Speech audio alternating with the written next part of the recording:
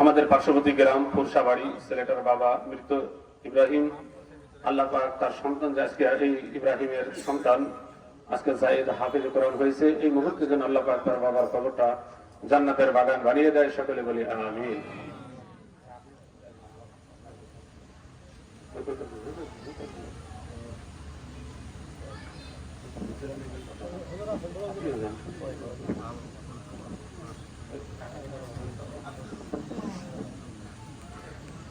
দ্বিতীয় মোহাম্মদ হাফেজ মোহাম্মদ মাসুম বিল্লাহ, পিতা কাজী মনিরুজ্জামান, গ্রাম বেলনালিয়া, ফরিদপুর সদর, ফরিদপুর।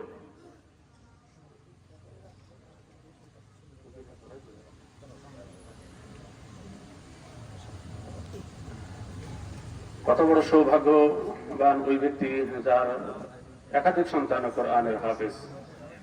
হাদিসের ভিতরে আসছে যে সন্তান হাফিজ হয় এবং তার পিতামাতাকে আল্লাহ তাআলা নূরের মুকুট পরিয়ে দেবেন।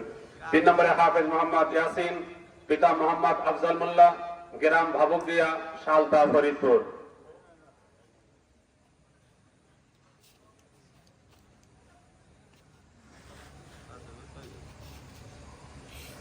4 নম্বরে হাফেজ মোহাম্মদ হাবিবুর রহমান, পিতা মোহাম্মদ তান্নু বিশ্বাস, সোলনা, বোয়ালমারি।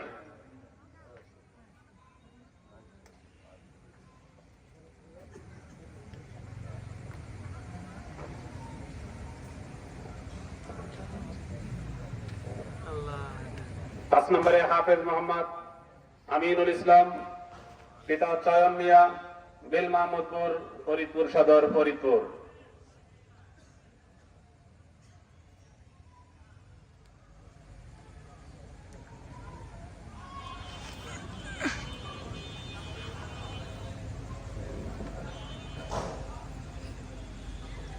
6 নম্বরে হাফেজ মোহাম্মদ হাবিবুর রহমান, পিতা মোহাম্মদ মিন্টু, বোয়ালমারি।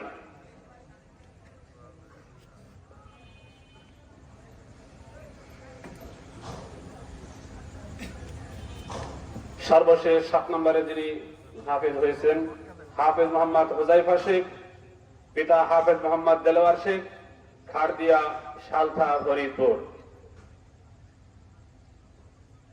7 জন ছেলে কোরআনের হাফেজ হয়েছে, কিন্তু কুজুরদে গ্রামের একজন হয়নি এখনো।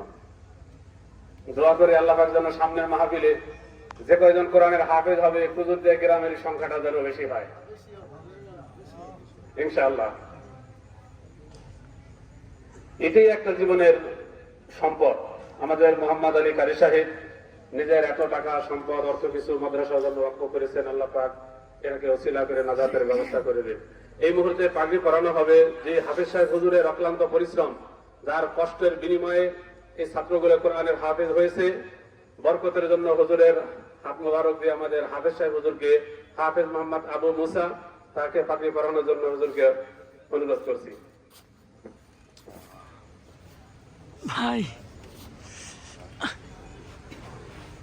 এরপরে সম্মানের পাগড়ি পরানো হবে যে দিবানিশি অক্লান্ত পরিশ্রম করে নিজের টাকা পয়সা অর্থ সম্পদ দিয়ে এই প্রতিষ্ঠানকে প্রতিষ্ঠিত করেছেন।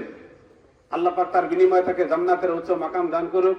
আমরা দোয়া করি তার দুনিয়ার সামান্য একটু সকলের সামনে উপস্থিতি সম্মানী পাগড়ি প্রদান করানো হবে জনাব কারি মোহাম্মদ আলী।